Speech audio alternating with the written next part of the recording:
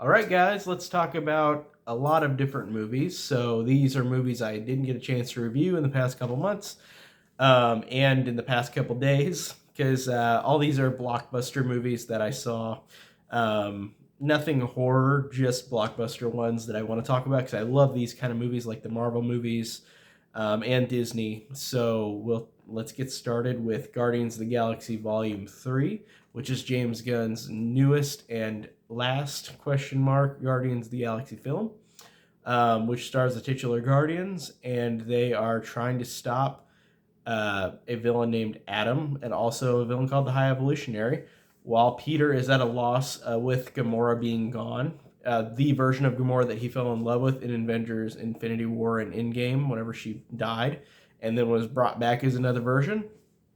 While this is happening, we get all of Rocket Raccoon's backstory and we get a final goodbye question mark for these characters.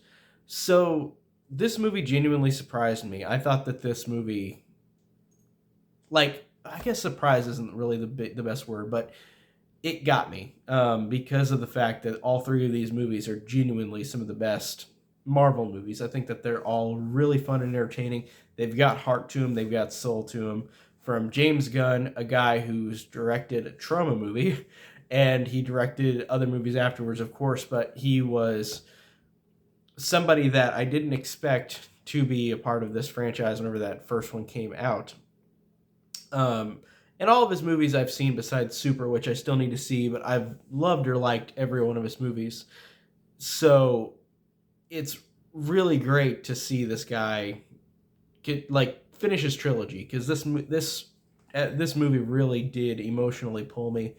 It was really satisfying with these characters. Rocket Raccoons in particular, the way that they delved into his backstory was really satisfying and sad and emotional, but bittersweet. Um, and everybody was crying in the theater whenever I was there. It was genuinely so good with that, with everything. I think that it is genuinely one of the best trilogies of any superhero trilogy, and I think that it's just because James Gunn is so good in making these movies, and all the performances, of course, like usual, are just genuinely great. Um, it genuinely brings tears to my eyes at the end of the movie because it just really works, and the trailer did defy expectations in terms of what it was gonna be from the trailer because the trailer makes it look really really dire, and it's like the other movies. It's fun, but it's also very emotional, and all of it worked. And by the end, I felt immediately satisfied with what they did with these characters, what they did with the story arcs. And if they don't do another one, that's great. But if they do another one, that'd be fine too. But this is a good stopping point. So I really, really love Guardians of the Galaxy. I think it's one of the best movies this year. I think I really, really dug it. Um, and then second off, let's talk about the Little Mermaid, which is the remake of the animated Little Mermaid. Um, I really like Disney movies. Disney movies just they hit a sweet spot for me as a kid. The Little Mermaid I watched as a kid, I liked that one. This one came out after all these live action remakes, which we've had like Dumbo, Beauty and the Beast, Lion King, Jungle Book, um, and all of these live action Disney movies remakes that I think vary in quality. Like there's some that I think are fun and enjoyable and kind of improve on the original, but then there's some where they're like really forgettable or the exact same movie. Like The Lion King was one of those where I just could not stand it because it was just literally the exact same thing, but I felt like it was worse, which sucks because I really do like these movies are made to make money, and it's obviously cash grabs like any movie is, but the Disney remakes by definition are weird because they are just the same thing, but in live action with a few added elements to it. And The Little Mermaid 2023 kind of surprised me because I actually like this one. I thought that these actors in this were really good. I thought that Halle Bailey, this up and coming actress, I don't know what else she's been in. I know she's done music. I think she's connected to Beyonce, so I think that that's cool, and I really think that this actress was really good in the movie, and her singing I thought was really genuinely good, and I thought it worked for this live action version of it. Um, I really liked Melissa McCarthy as Ursula. I thought that she was really great casting for this villain. I thought that she was funny, and Melissa McCarthy is a person who's hit and miss. Like I can think she's really funny and stuff. There's some stuff where I don't think she's funny. I thought they hit a good spot here. Um, I liked the guy who played Prince Eric. I thought he was fine. I thought that the song though that they added in for Prince Eric was kind of not that good. And also all the songs in this that they added were really not that great. And that's the opposite of something like, say, Beauty and the Beast, the live action one. I like the music that was added in that. In this one, I don't really like the music that was added. I thought it wasn't very good. Um, Javier Bardem plays Triton, which was good, but he had less screen time than I felt in the original movie. Aquafina I thought was funny because she already sounds like a annoying squawking bird, and that's not an insult to Aquafina, but that's what she sounds like and tries to sound like. Um, so that was good casting. Jacob Tremblay is Flounder, which I didn't know until the end of the movie. I like Jacob Tremblay as an actor; he's great in movies, but I didn't realize that was even him. Like I said, there's 3 new songs that I thought weren't that good. They were okay at best. There's a weird plot element in this where Ursula tells Ariel that she loses her memory until she has to kiss the prince to become to get her voice back or blah blah blah whatever, and it's weird. There's also a no fish killing song because we're in 2023, so they don't talk about killing anymore. And apparently they changed the lyrics to "kiss the girl" to make it not sound as, like, I guess male way of thinking. I guess I don't even remember what the lyrics were before, but it was just kind of weird. Like, I mean, I didn't really notice the difference with the lyrics to that, and I didn't even look it up. I didn't care enough. I don't care about those kind of issues, but I just needed to point that out because that was different. In comparison to the other live action Disney remakes, this one is one of the better ones. Like, I really did like this one. I thought the acting was really good. I thought the music was good. I thought that even though some of the new songs weren't that good, I thought that everything else was spot on, really solid in terms of entertainment value. I thought that the performances were good. But there's obviously some differences that are better in the original versus this one, and they do that with every live action remake versus the original animated movie.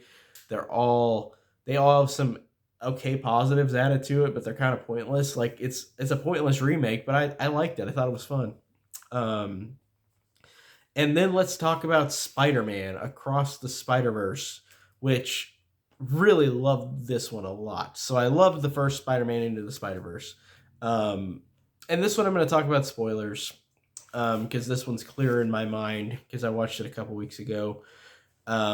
This movie's great, but it's half a movie because they end the movie like Empire Strikes Back or Avengers Infinity War, where you know it's going to keep going and you know that this movie isn't complete. And that kind of soured it slightly for me, even though this movie is really fantastic. So this is like the last one.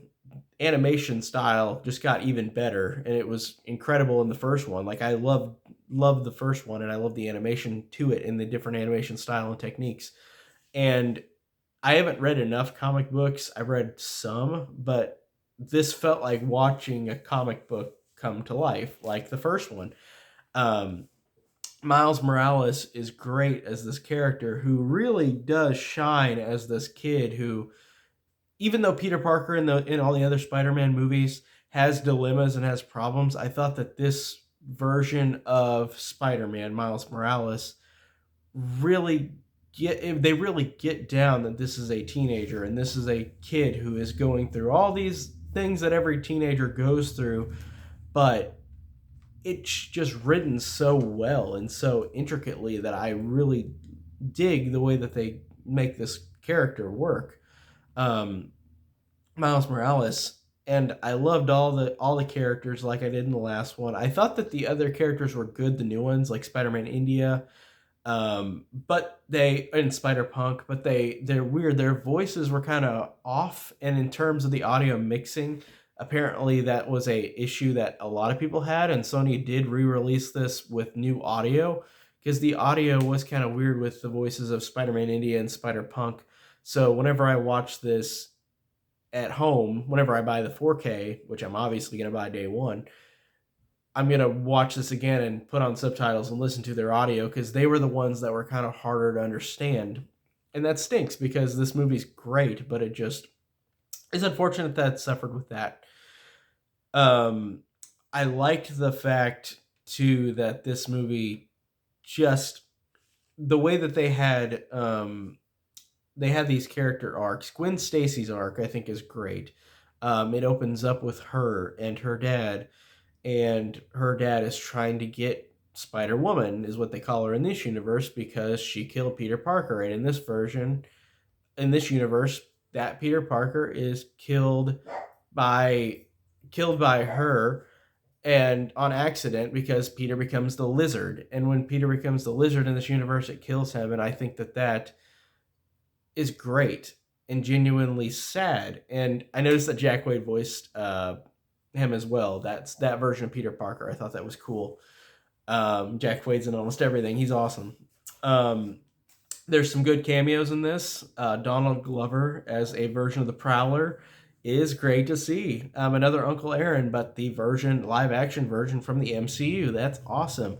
Seeing different animation styles and seeing literal live action in this. You see Venom World, where Spot the villain goes into Venom's world, and Mrs. Chin is there at that convenience store or bodega, and you get cameos of Andrew Garfield and Tobey Maguire in just scenes that are pre-done already from the Amazing Spider-Man with whenever George Stacy dies, because they're saying that every Spider-Man loses a George Stacy or Captain Stacy whenever he becomes captain, and then you see stuff about Uncle Ben, and then you see Toby and you see Toby's version of that, and you see the spectacular version, the spectacular Spider-Man animated version of that, which I've seen. That's a good show.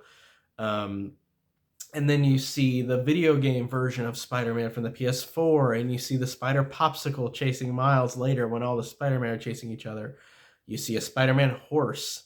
There are a million Spider-Man in this, and I love that too. They were all fun and just even quick glances. They were awesome, and it makes me want to read more Spider-Man comics because I'm not a huge comic book reader, and I've read some Spider-Man comics. Those are pretty much most the only comics I've read. I love comic book movies, but I do want to read more comics. But Spider-Man, the ones I've read, I really liked, and I really want to read more with watching this movie because it was genuinely just it reignited that for me. Um, that made me excited to see, um, and I really liked the villain in this, Spot, who Jason Schwartzman plays. I think that he's a great villain of the week, but he becomes a terrifying villain towards the end, and I like that it actually builds upon that, and he's the butt of the joke, but whenever he gets his powers and he gets his potential, he becomes threatening, and I think that that's good development with this villain. Oscar Isaac as well as Spider-Man 2099 is awesome, and Oscar Isaac as a voice actor is fantastic. He's already a great actor, but man, he was gripping as this villain and just so interesting and so fun. Um, Even whenever he whenever he has his intimidating moments, he's great. There's even some jokes with him related to it that are great.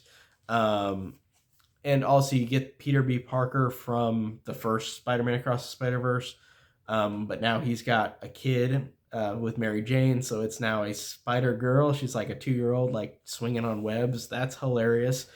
All the jokes land really, really well. All the jokes are really fun and funny. The emotions really work and are heightened very well.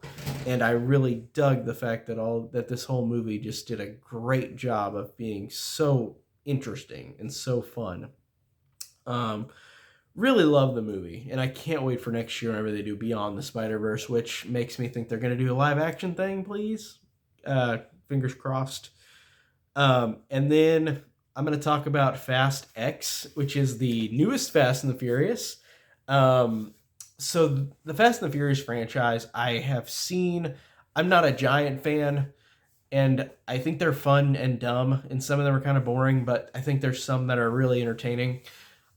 This one fell under that category. I thought this was really fun. It was so incredibly stupid. Like obviously it's gonna be, especially with how many they've made, with how they go that drastic turn after like the third or fourth one, they just suddenly go all cheesy, all complete cheese like throughout. And this one, the biggest thing I can give this is Jason Momoa is this incredibly funny villain. He is so hilarious. There is a scene where Jason Momoa is talking to two dead corpses and he is painting their toenails and talking girl talk. And it is just a thing that you wouldn't expect from Jason Momoa, and a thing that even this movie had the balls to do because it was just so outrageously ridiculous. I was not expecting that, but I genuinely thought that was hilarious. The acting is what it is, like usual. These characters are all fun. They're all likable. They're all very simplistic, but they just really do the job right. And I think that this just had really fun action. The scene where they're at the beginning, earlier in the movie, where they're at the Vatican and they're like taking that bomb and dragging it along everywhere and just destroying stuff. Um, the end of the movie where they like are going down those ramps and it looks like a little Hot Wheel track. Like it's just so fun. And this movie ends on a to be continued, which obviously they're going to be fine. Every character in these movies have died and come back at least once, and this one brings back another one, which I won't really say, but it's been out for a while. I guess I'll say it. Gal Gadot comes back for like 1 second, and that's fine. I like her as an actress. But yeah, Fast X I thought was fun. Really, really ridiculous, but of course it was, and it was entertaining. Then this one I'm not going to say much about because I honestly kind of already forgot about it and I just saw it last week. But Transformers Rise of the Beast, the Transformers franchise, I have seen all of them. They're okay at best, usually. There's some that are bad. But they're kind of like Fast and the Furious, where they're incredibly stupid and they know they're stupid, but they're not they're not always that fun. Like Transformers 4 is like 3 hours long, and I'm like, Jesus, like it's too much to like process this Michael Bay 3 hour movie where they're just doing dumb shit throughout the whole movie, and it doesn't fully land in terms of entertainment value for me in these movies. But I really liked Bumblebee, which was the movie that came out before this, which was a prequel ish to all the other Transformers movies. I know that they don't say it's technically a prequel because it like has some elements that don't connect to the 2007 Transformers, but I thought that it was really good. The Bumblebee movie with Haley Steinfeld, who again was in Spider Verse and was awesome too, but Haley Steinfeld was great in that movie, and the movie was a really like coming of age story, like 80s throwback. Um, and I really liked Bumblebee. I thought it was really solid. And then this one came out, which is set like 12 years later or 15 years later, something like that. It's set in the 90s, and Bumblebee was set in the 80s. And this one is about another guy who I'm already blanking on his name, who has a brother who's sick, and then um, he encounters one of the Transformers, and I forgot what the Transformers name is. It starts with an M, I think. Voiced by Pete Davidson, America's sweetheart, Pete Davidson, and they are fighting beasts. And that's the basic plot of this movie. And I'm sounding like a nutcase talking like this because I don't know Transformers lingo, so I don't know half the names.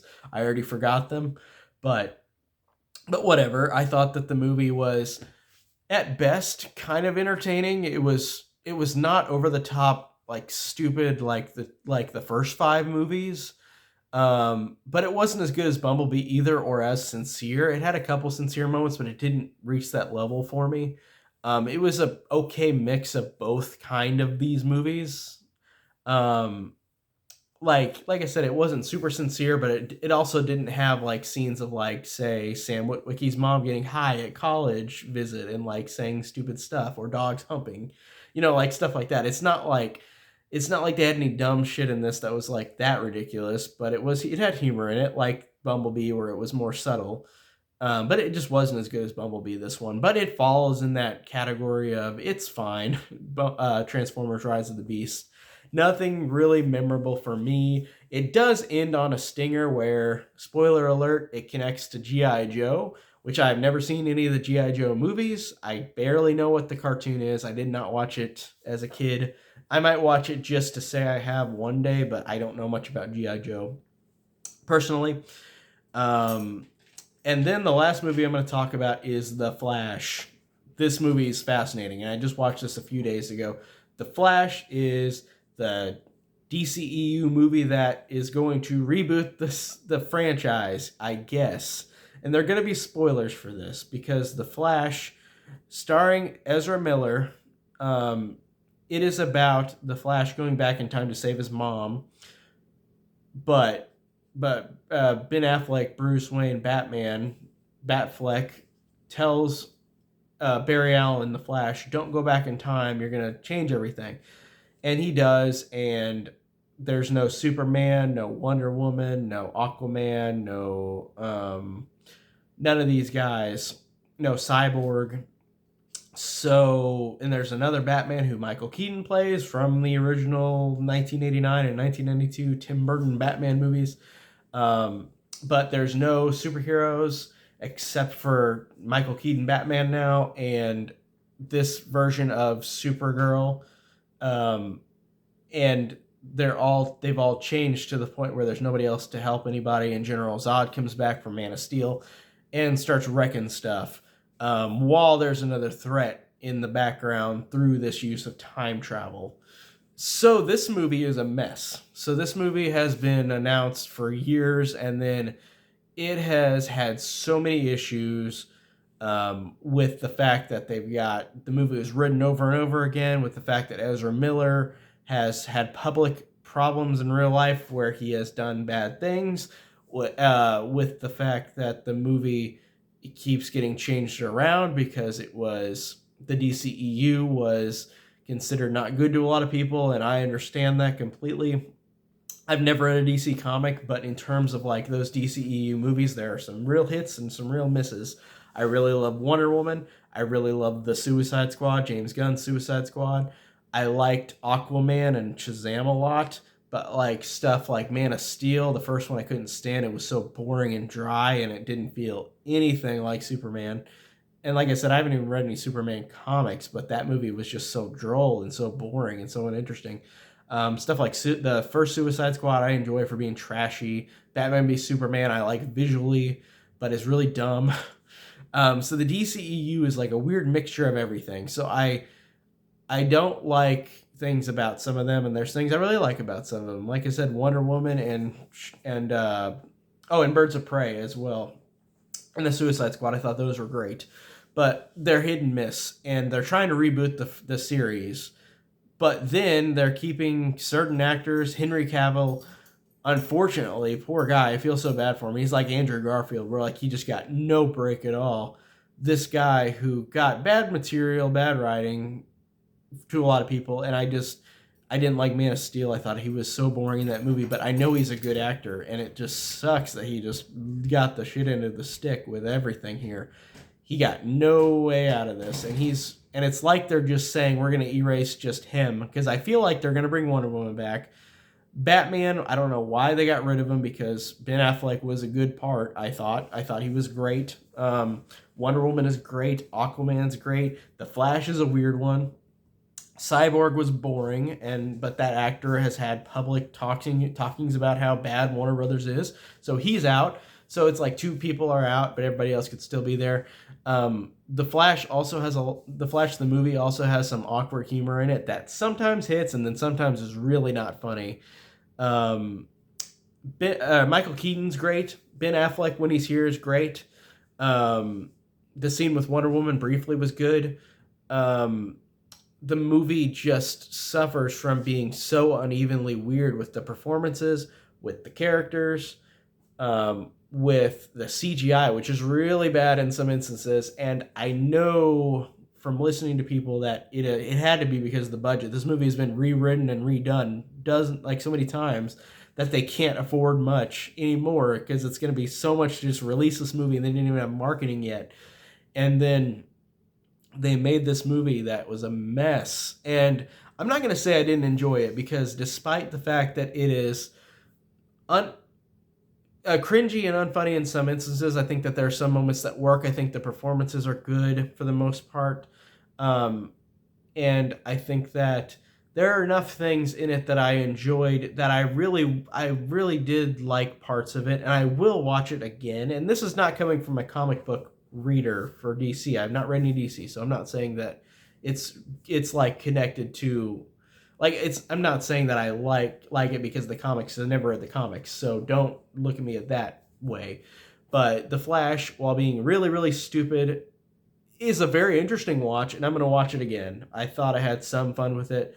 The CGI is really bad. Like I said, some of the characters are good. Michael Keaton is good. Ezra Miller's good sometimes. Sometimes he's not. The girl who plays Supergirl is good. Liked her a lot. It's just a weird mess. So yeah, that's pretty much all I could say. But that is it on these reviews. I had to catch up real quick, so it's a short video, but I had to catch up. That's it for today. See you guys later. Take care.